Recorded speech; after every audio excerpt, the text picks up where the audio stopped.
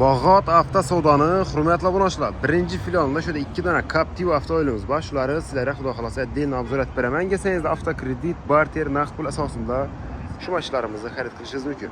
Hurmatli abunachlar, sizlardan shunday sotiladigan mashina bo'lsa, olib kelishingizni so'rab qolaman. Kelsangizlar kelishsak naqd olamiz, bo'lmasa sotib beramiz. Cobalt'ning savdosi bo'lib turibdi. Savdo zo'r. Bemalol kelishingizni so'rab qolaman.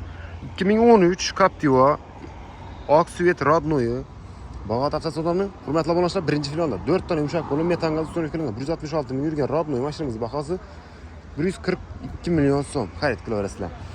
Captiva navbatdagi 2012 yil qora svet kraskasi bor 5%, mashina propan gazda bahasi 146 million so'm bahasi tushdi. Qora svet metan propan gazi bor, chexol poliki bor. Kuzov kirchiq chiziq yo'q. Dinik avtomobilimiz gelip xarid qilaverasiz. Hurmatli abunachlar, tavsiya etaman gelip şu mashinalarni xarid qilishingizni. Kuzatib o'tirganlaringiz uchun rahmat, kelaverasizlar.